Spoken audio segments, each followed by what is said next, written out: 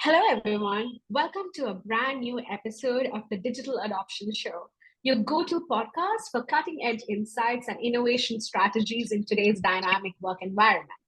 I'm your host, Abhirami Prakash, team lead for sales and development at WhatFix. In this episode, we'll dive into 5 ways to master modern leadership in the modern workplace in 2024. We are honored to have with us today Wagner Denuzzo joining us, a renowned figure in learning and development, recognized for his work as a coach, a consultant, and a speaker. He has a very diverse background as a licensed psychotherapist and impactful roles within IBM, not to mention pioneering efforts in the future of work initiatives at Prudential Financial. All of this demonstrating his long-standing commitment and expertise to driving leadership performance and organizational transformation. Wagner's approach to leadership is both comprehensive and pragmatic, merging psychological insights with practical business strategies. He is dedicated to enhancing team performance, fostering an inclusive culture, and setting ambitious goals for organizations looking to thrive in the future. Welcome to our podcast today, Wagner. Thank you so much. I'm so glad to be here, Abhirami, because it is time for us to discuss how we're going to create this digital workplace that we are talking about. So I'm really glad that you're doing this. We're just as honored to have you with us today. In fact, before we dive into our main discussion, let's kick off this new episode with our very new segment, the Digital Pulse. This is where we try to connect the dots between passion and profession, uncovering how individual journeys can really shape visionary leadership. So, Wagner, your career actually expands over decades and enterprises. Tell us more about your journey and how this experience has really shaped your understanding of modern leadership. It's interesting because we are talking about skills, and it's very important for us to be aware about what are the skills that are valued in the markets, our own skills development. And skills is a unit of, is your currency, basically, for professional and career success. However, I think we need to start thinking more deeply about what's a skill. Because if you think about your life experiences, working in different companies, dealing with different communities in your own countries, in your own areas, you're acquiring expertise, you're acquiring capabilities that sometimes we don't take advantage of because we don't think they are skills. They are skills. Being able to relate to someone who is not agreeable to you, being able to navigate a new reality. I'm saying this because I'm an immigrant from Brazil. When I came to the United States, I had no English. So I had to figure it out how to manage things, how to make myself viable for a work and all that. All those experiences built incredible empathy for me to deliver to others because you start noticing how people who don't have the power of language, of education, or socioeconomic privilege, they might not be in a perfect environment for them to grow. So I'm urging everybody to think that every single moment in your life is an opportunity to learn because those skills that you gain in life are really important. I came as an immigrant. As you said, my journey was really different because I had a college degree in Brazil, no opportunities there, decided to immigrate to the United States. I was a busboy for many years and worked cleaning tables after college. So in my 20s, I didn't have the glamorous jobs that we all aim to have. And then little by little, I started becoming much more connected. And I became a social worker when I could talk and all this. So I had several experiences. I became a psychotherapist. I work in hospitals with people who are having really difficult time. So all this creates your value. So my journey, it's good that you ask about this because it's adopting digital strategies, digital tools, and all this is the same thing. You have to start adapting to the new reality and adopting the new skills that you might acquire. So my journey was exactly that, acquiring skills and capabilities all the way to becoming an executive in Fortune 50 companies. And I think that was a good plan. Not a great plan because it was hard, but it was a good plan. That's a very inspiring message, Ragnar. I mean, to come as an immigrant all the way from Brazil to United States, going from busboy, I mean, that's just an impressive journey, and I'm so excited to read more about it. But before we dive in further, I have to ask, is there any kind of a passion or activity outside of work that was particularly close to your heart that really drove this journey forward for you? Actually, thinking about making an impact on people. Because when I start volunteering and doing social work in hospitals and all this, I work with a lot of undocumented immigrants in the United States with serious diseases. And it was very impactful to me. So I think there is a, a hunger for having meaning and purpose in my life. And I think that's what's emerging collectively for us. And I love that we are in this inflection point because most of us wants meaning and purpose. And I think that's what drives success. Yeah, absolutely. But very few people can actually walk the tail. So I'm really, really excited to dive into that further. In fact, before we move on to that, we actually have a revamped rapid fire round this time, Okay. the triple strike, as we like to call it, where we ask our guests three quirky questions and expect a fun answer to get a deeper glimpse into how their minds work. So I hope you're ready to be triple strike right now. I'm ready. I'm ready. Okay, here we go. So, Wagner, number one, imagine you were coaching a robot to take over your role. What is the one human skill you'd actually find hardest to teach? I think two. It can be just one. The hardest to teach is true empathy. Because even now, you see the generative AI chatbots, some of them are very empathic. They start by reassuring you that you're a good person. They do that kind of empathy, but you know it's not real because empathy requires emotional connection. So the emotional connection will never happen with a robot. However, there's a lot of things that they can help us with. And one more skill that I think is going to be hard for them is to make me laugh. You know, I think it's so important for us to make ourselves laugh as leaders, as professionals, as just anybody. If you're not ridiculous once a day, or if you're not making fun of yourself once a day, you're taking yourself too seriously. So I doubt that robots are going to make me laugh as hard as I make myself laugh, but I hope so. Oh, that's a really fun answer. I really was not expecting the ability to make you laugh to be the second one, but that's a good one. Okay, so let's move on to number two. If you could choose any fictional character as your leadership mentor, Wagner, who would it be and why? Okay, this speaks about my generation. There was a show on TV about 20 years ago, Xena, the Warrior Princess. I don't know how many people know about this. It's an Australian show. They played 20 years ago in the US. And what I loved about her is that she was so strong, a woman, because I think we are in the year of women leadership. We need to elevate women. We need to make sure that women take the highest spots in organizations. And immediately when I saw that question, I said, Xena, you are a princess because she's strong enough to beat everybody up, but she's kind enough to understand the nuances of courage, curiosity, and humanity. So take a look at her. She's amazing. Oh, that's very interesting. I think as women in business, there's always that impulse to beat people up that we have to Yes, resist. So and I sometimes you understand where you're should. coming from. I think we would get in trouble, but I'm sure the warrior princess wouldn't. Okay, moving on to a very last question. If you weren't in your current profession right now, what alternative career path do you think you would have pursued? You know, this is funny too, because I had several careers. I came as a busboy, I was a waiter in Brazil to make some money because I went to college at night. I had no money. I started sewing women's clothing.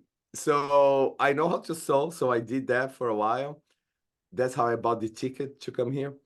And I became a social worker. I was in restaurant business. I was a leadership coach and I was an employee assistance program. So I was a psychotherapist. Then I became an HR leader, strategist, leadership. So I already had so many things, but my passion always been architecture. And I think I do that with talent. It's about creating the designs in the architecture where everything fits in a way that creates collective coherence.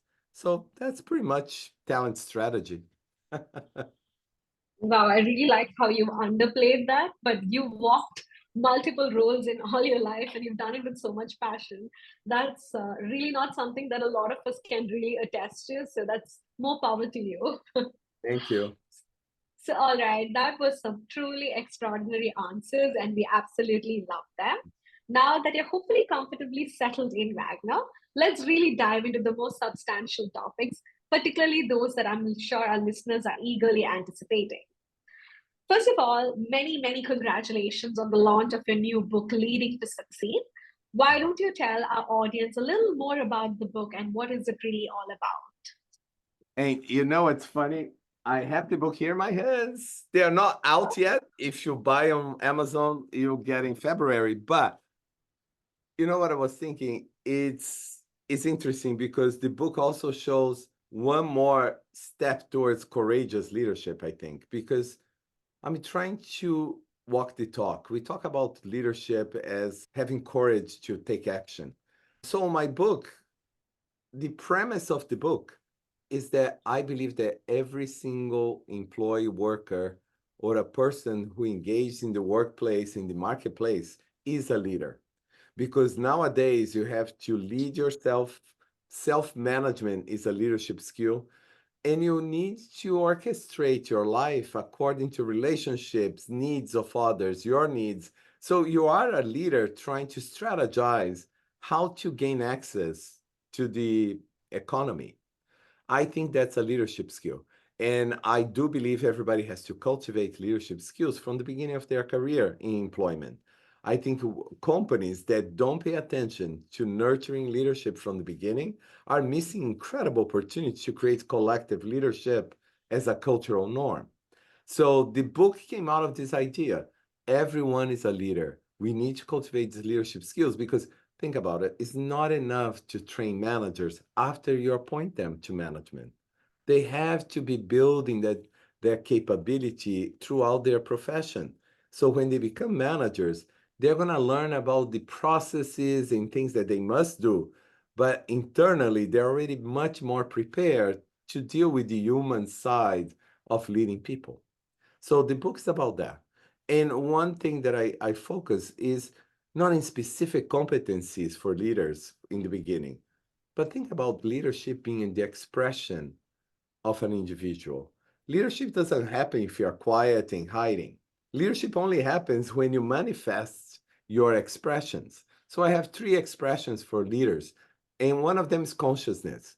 I think now more than ever with the climate crisis, all the digital revolution, and so many socioeconomic geopolitical problems, we do need to apply consciousness because understanding the environment, understanding the context, understanding your situation, understanding your maturity, understanding others, and being okay not judging people's realities.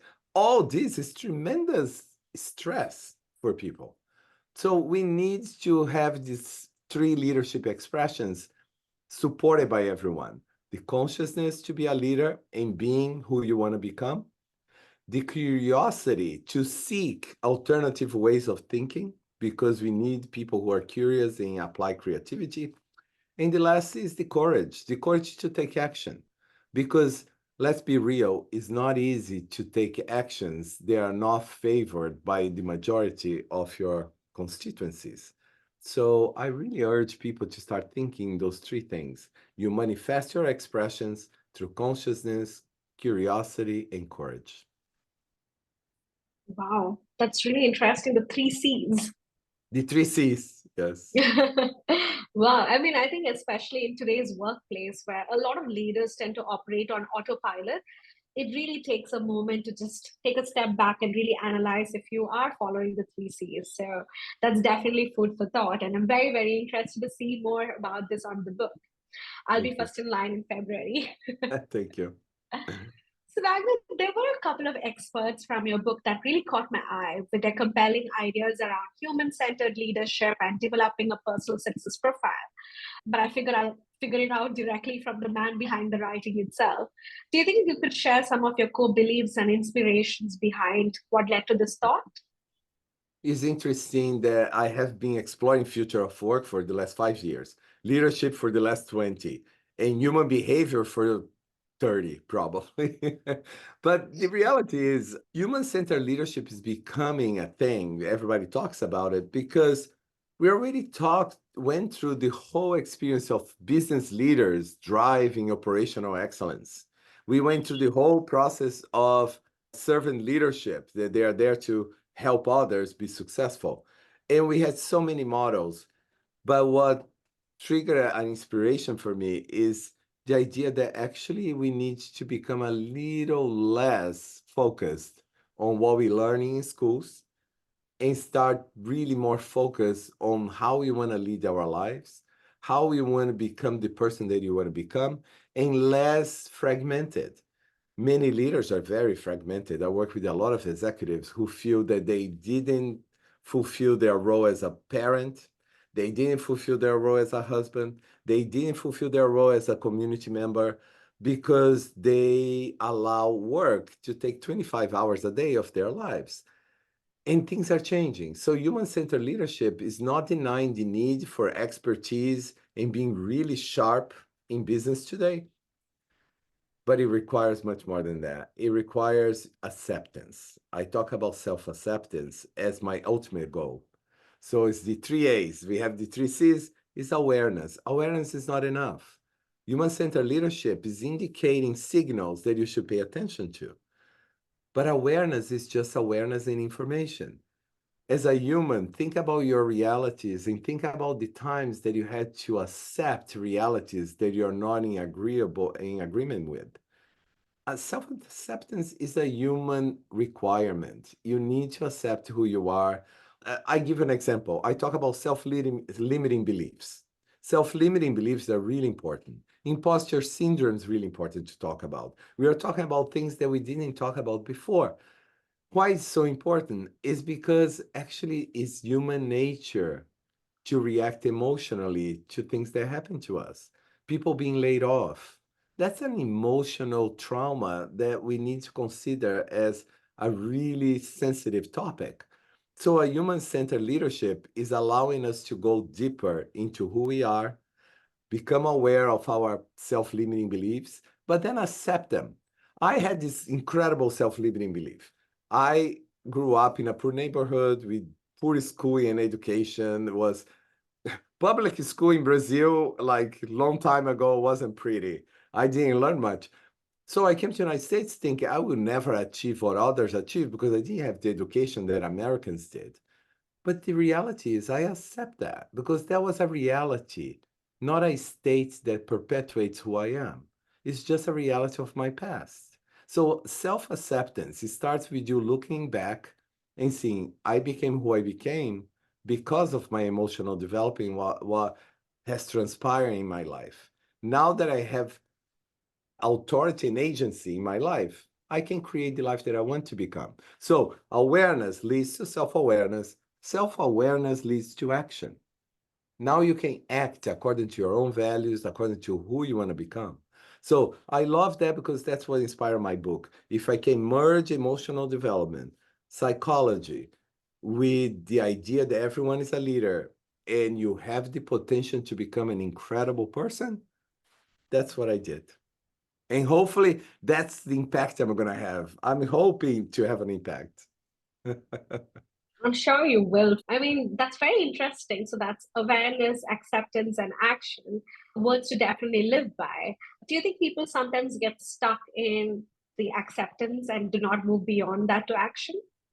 I think this is so important. Thank you for going down here because this is important, isn't it? How many times we feel like an imposter if we are put in a position of challenge? Oh, I never did this. They don't know what they're doing. Maybe they don't know. I felt that way when I got a job at IBM, for example. I had never been a a professional, or at least education-wise. I didn't have my degrees oriented towards what I got at IBM. And I felt like, ooh, this is an imposter syndrome coming up. And I was feeling really bad about not having the skills that others had. But then you have to turn around and just facilitate the conversation, because you have other skills, like I said, your experiences, you have your life capabilities, who you are as a person, you have your heart, your hand, and your head. So you have three capabilities right there. So it made it easy. But self-acceptance doesn't happen if you don't look at things for what they are without judging.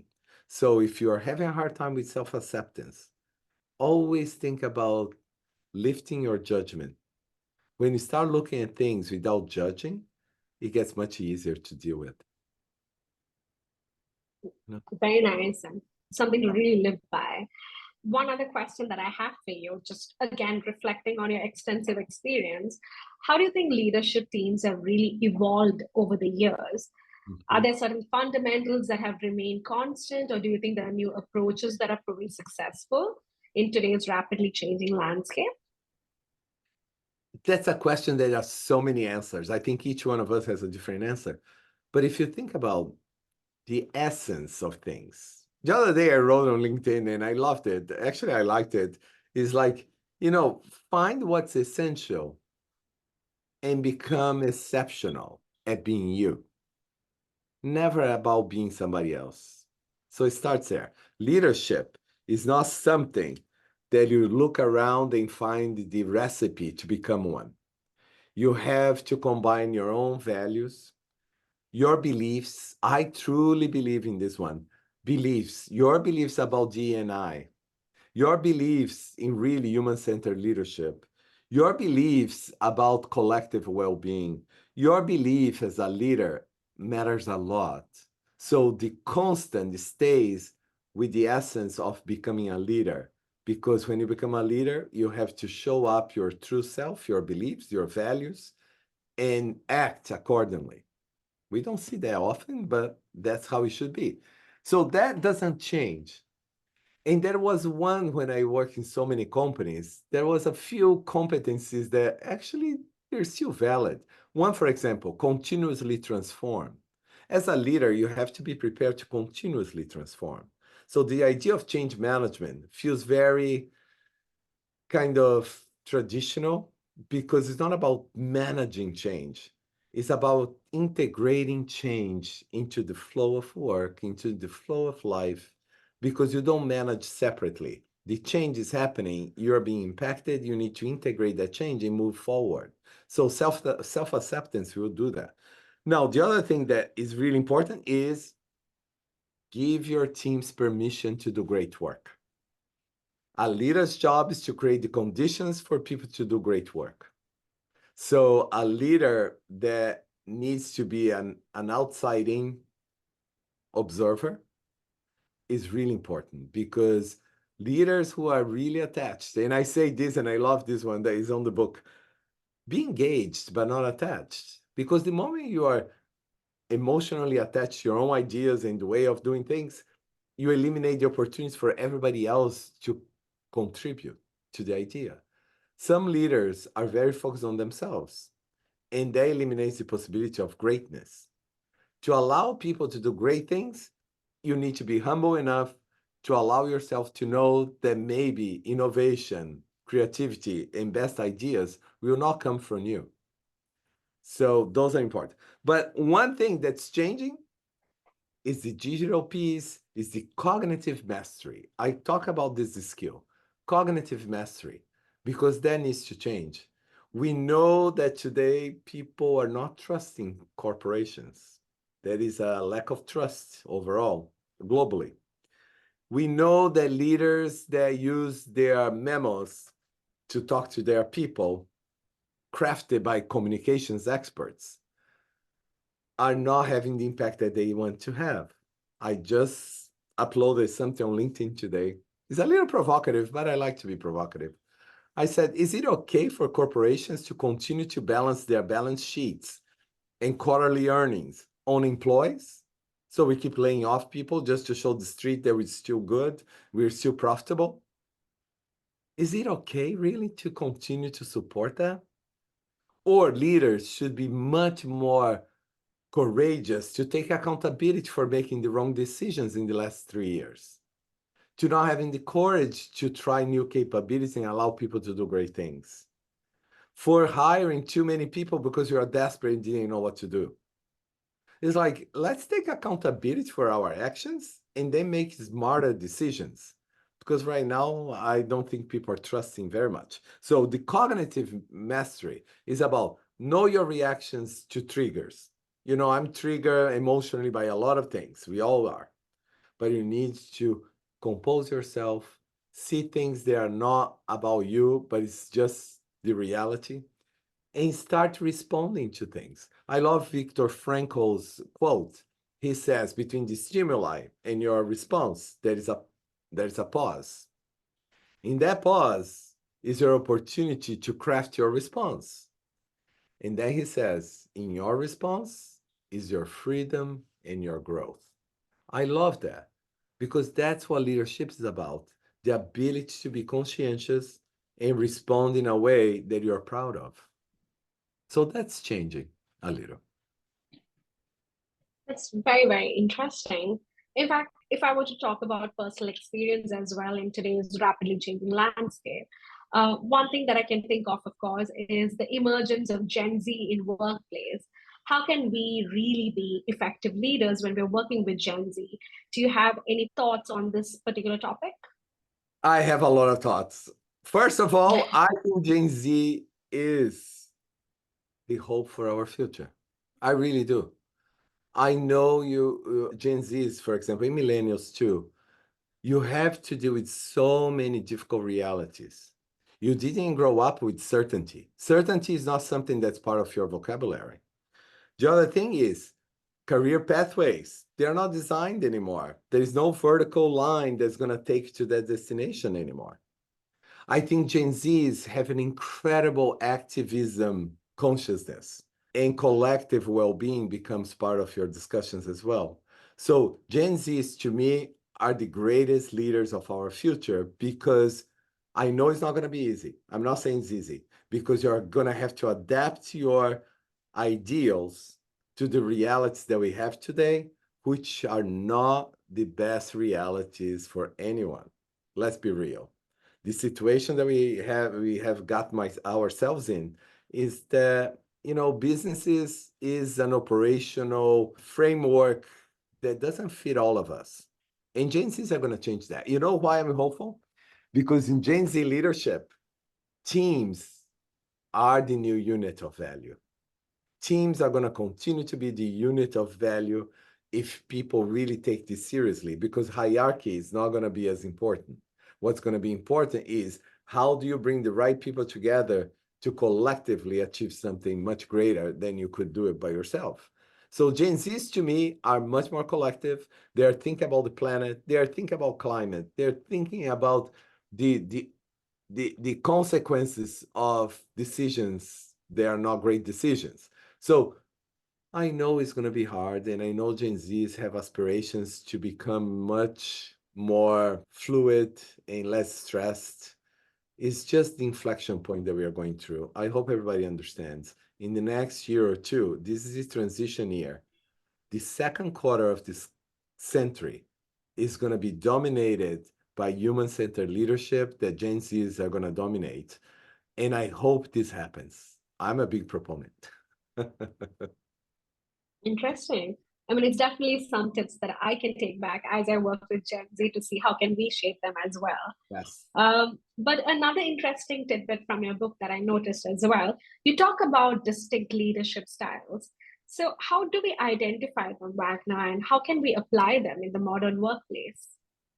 The modern workplace is an open space. Let's think this way. Digital transformations are allowing much more access. We have transparency, we have access, and we have a collective environment where information is shared freely.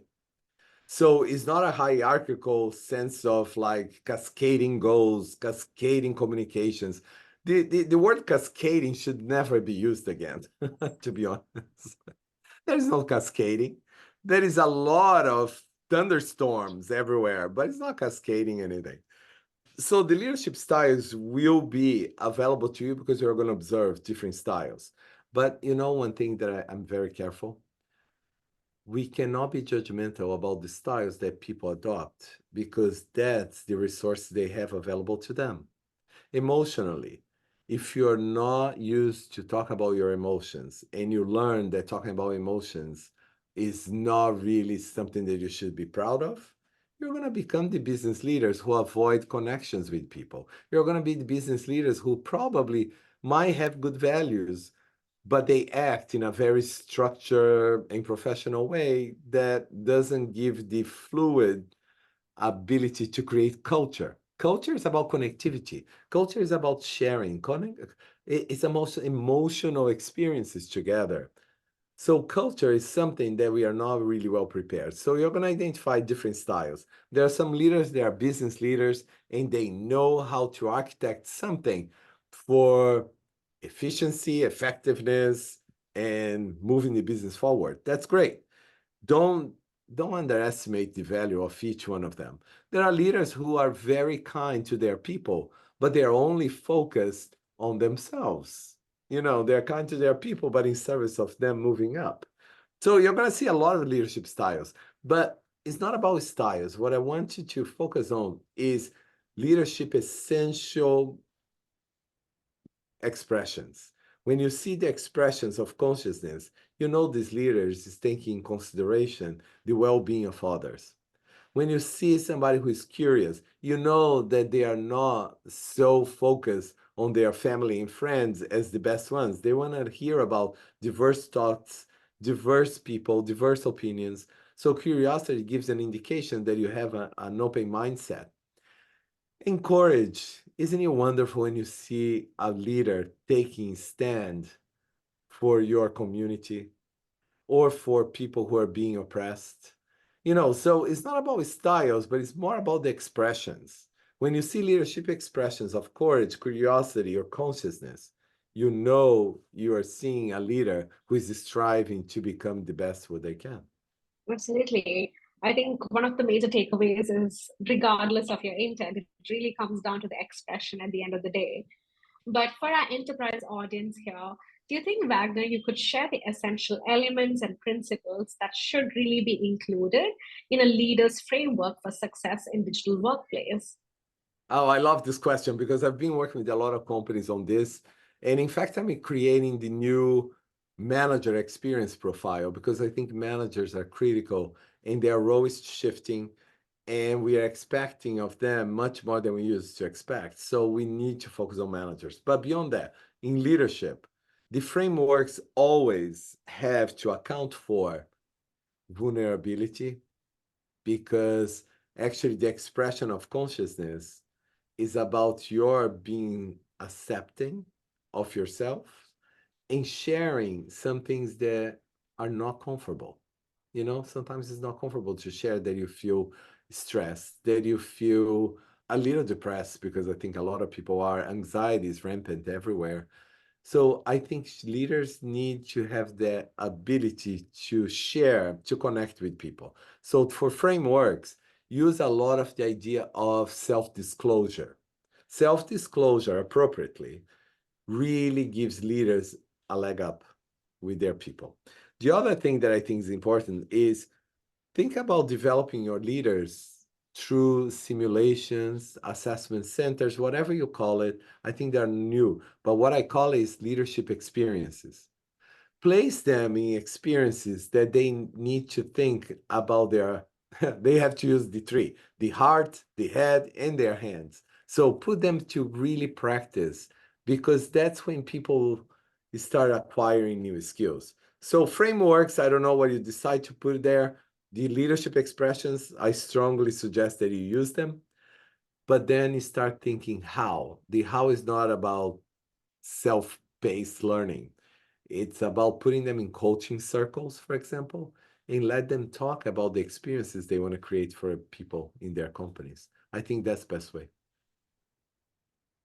Got it. Wagner, do you think you could share some examples from your personal experience in developing leadership frameworks, Mhm. maybe for Fortune 500 organizations? I did so many of the executive development programs, frameworks, and all this. I did a lot of them. But it's like experiences at work. Think about the memorable experiences that you had.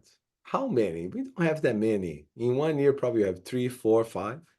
Memorable, something that deeply changed something in how you act in the world. So there was an experience, and this was beautiful. The CEO, the CHRO, many people said, don't do it. And I did it. Of course, I shouldn't, but I did it. Because I think it's about conviction. I had the conviction that these executives that I was working with, 400 of them in the room, senior executives, billions of dollars in business, they are feeling, like I said, very guilty about not being there for their wives, their kids, their husbands, their people. And they feel they can never reach the goals that the company is expecting of them. So they're always between this rock and the hard place. And I said, you know what? How can I talk to them about positive leadership, about what they need to do as great leaders without recognizing where they are? So I start the session with 400 people with a mindfulness minute. I used to use it for my teams, which is just a mindfulness moment where I go through breathing exercise, letting them know that they should forgive themselves because forgiving yourself is a great step towards self-acceptance. Forgive yourselves for not being there. Forgive for past behaviors that was not aligned to how you want to become. All that through 4 or 5 minutes. That's how I start the session. You could hear a pin drop. I was so emotionally, I was so proud because at the end of the session, they all lined up, says, nobody ever talked to us like this. Nobody ever gave us permission to forgive ourselves. Nobody ever told us that it's okay to have those feelings. And that's when they were able to absorb what I had to say to them, because we keep hammering leaders must do this, and we keep hammering the idea that actually we need to change people's behaviors. Now I ask you, when was the last time you were able to change somebody's behavior? I never seen it. I've been a psychotherapist, I've been a social worker, I've been on this earth for a long time. You don't change people's behaviors. What you can do is to help them see the opportunity to change and contemplate change for themselves, because that's how change happens. It's an internal process of accepting reality and adopting to the new world. That's what change is. You don't make people change. So you can establish expectations, not of behaviors. I think it's the expectations of actions. How do I expect you to express your leadership in this company? Those are okay, but you can make people change. So I think that's an important piece. It's There is quite so many examples fascinating. on how to develop leaders, but I think it goes back to being honest with each other, opening up a venue of discussion that sometimes you felt uncomfortable doing. Coaching does that, right? I have a motto in my book called IDEA. The IDEA coach is very simple. It's for short-term coaching, for coaching as a skill that you can use it anywhere. It's about identifying the goals. Of course, we have to identify the real goals, not the expressed goals, because sometimes there's something underneath. Then you have to disrupt thinking. My goal is to disrupt thinking, because if you're thinking a linear way about what you're hearing in coaching to do, you're also missing the opportunity to expand your notion of what you need to do. So I is for identifying, D is for disrupting, and then encouraging experimentation and activating plans. That's something you can do with your leaders. I think it works really well. Very, very interesting. In fact, as we conclude our discussion, Wagner, could you leave us with one actionable piece of advice that leaders can implement immediately to make a meaningful impact within their organizations? It sounds a little harsh, but I need to say it. Don't underestimate the intelligence of your people. Because you might not have explored all the capabilities that are available to you. If people are afraid of expressing their capabilities and their ideas, you're not going to harvest the best performance from your teams. So start considering your teams as the most valuable source of intelligence. This collective intelligence that we are creating is much greater than any individual intelligence. So think about that. I think that's number one. I can give one more. One more is clarity creates capacity. I've been saying that for a year now. Make sure that you are clear about what you expect from people. Make sure they are clear about where you're going, because clarity eliminates all the stress, anxiety, and time consumed in trying to figure out what you want from your people.